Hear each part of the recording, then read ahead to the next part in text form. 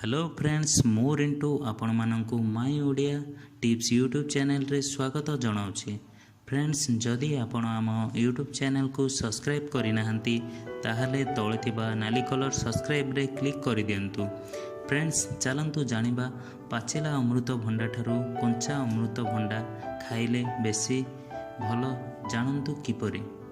Friends आपण जानिथिबे पाचिला अमृतभंडा तो शरीर पाई खूब भल, एकथा तो समस्त को जना, हेले आपण जानते कि कंचा अमृतभंडा खाइबा भी स्वास्थ्यप्रद। कंचा अमृतभंडारे प्रचुर मात्रा रे विटामिन रही।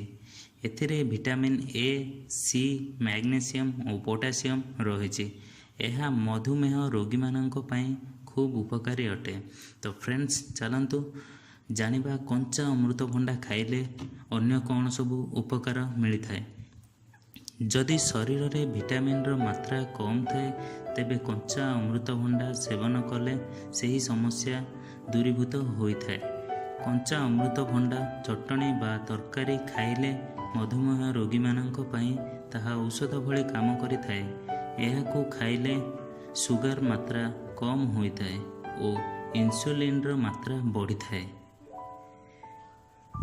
यह फल मधुमेह नियंत्रण रही थाए। जदि आपण मोटापार शिकार होउछंती तेबे कंचा अमृतभंडा खाआंतु। एथिरे एंजाइम शीघ्र फैट बर्न करिबारे सहायक होइथाए। यह छड़ा शरीर अतिरिक्त फैट मध्य बाहर करिबारे यह सहायक होइथाए। कंचा अमृतभंडा खाइले शरीर रोग प्रतिरोधक क्षमता वृद्धि पाइथाए। ता छड़ा एथिरे थिबा विटामिन सी मानसिक उत्तेजना भी दूर करिथाए। कंचा अमृतभंडा खाइले पाचन क्रिया सुस्थ रही थाए। यह मूत्र संक्रमण कर्कट भली रोग को मध्य यह शरीर को रक्षा करि थाए।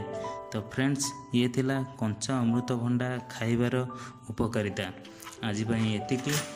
जदि आपनकु आम वीडियो भल लगे ताहले लाइक और शेयर भी करेंगे। ता सहित जदि आपण माई ओडिया टिप्स यूट्यूब चैनल को सब्सक्राइब करना एपर्यंत ताहले तले थिबा नाली कलर सब्सक्राइब को क्लिक कर दियंतु। ता सहित बेल बटन को भी क्लिक कले आपण अपकमिंग वीडियो नोटिफिकेशन